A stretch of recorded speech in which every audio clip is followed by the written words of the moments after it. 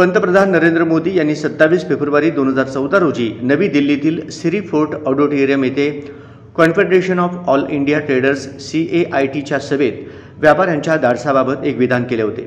त्यावेळी ते गुजरातचे मुख्यमंत्री आणि भाजपचे पंतप्रधानपदाचे उमेदवार होते। त्या भाषणात मोदी म्हणाले होते, more than our soldiers it is our traders who are known for their risk taking capacity. या विधानाचा अर्थ असा होता की व्यापारी आर्थिक जोखमी स्वीकारून व्यवसाय करतात, ज्यासाठी धाडस आवश्यक असते। मात्र त्यांनी सैनिकांच्या धाडसाची तुलना व्यापाऱ्यांशी केली आहे। हा सैनिकांचा अक्षम्य अपमान होता। अर्थातच हे सरकार भांडवल धार्जिणे सरकार आहे। हे या देशातील श्रमिक कष्टकरी जनतेला न्याय देऊ शकत नाही, अशी परखड टीका करताना जनता व देशविरोधी धोरणे अंमलात आणू पाहणाऱ्या केंद्र आणि राज्य सरकारच्या विरोधात 9 जून रोजी सार्वत्रिक देशव्यापी संपाची हाक देण्यात आली।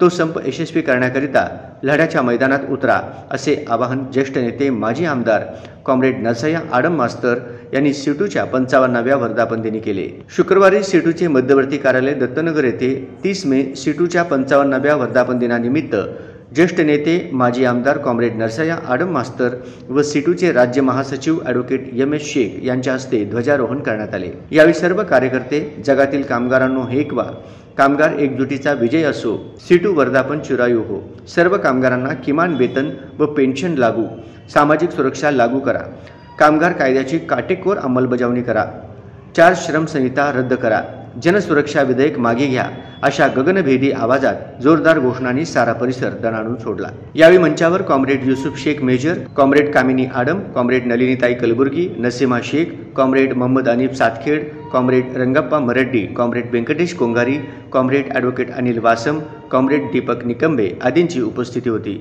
यावेळी सीटू संलग्न सर्व युनियन्सचे पदाधिकारी व सदस्य आणि कार्यकर्ते उपस्थित होते। हे आंदोलन आपल्या सगळ्यांच्या दृष्टीने महत्त्वाचं, फक्त महत्त्वाचंच नाही तर करो की मरो ही परिस्थिती या आंदोलनाची।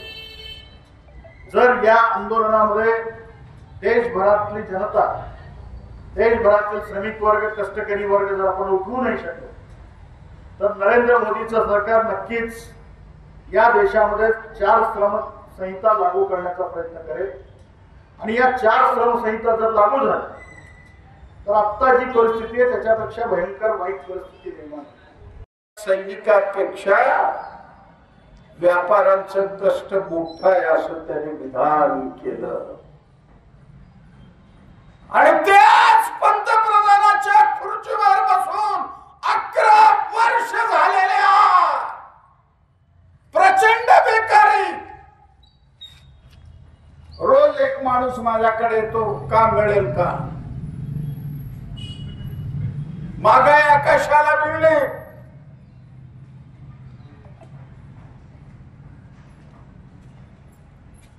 कारखान्यात सर्व कायदे उद्ध्वस्त होत आहेत, कामगारांना गुलाम करायचं काम चालू आहे। कामगारांनी 12 तास, 14 तास, 15 तास, 16 तास काम करावं असं कारखानदारांची अपेक्षा आहे। आम्ही किमान वेतन देणार नाही, आम्ही तुम्हाला बोनस देणार नाही, आम्ही तुम्हाला कर्ज देणार नाही, आम्ही फंड देणार नाही, आम्ही पेन्शन देणार नाही, आम्ही ESI देणार नाही, आम्ही कोणत्याही सवलती सरकारने काढून घेण्याचा निर्णय घेतला। त्याची हळूहळू अंमलबजावणी चालू झालेली आहे।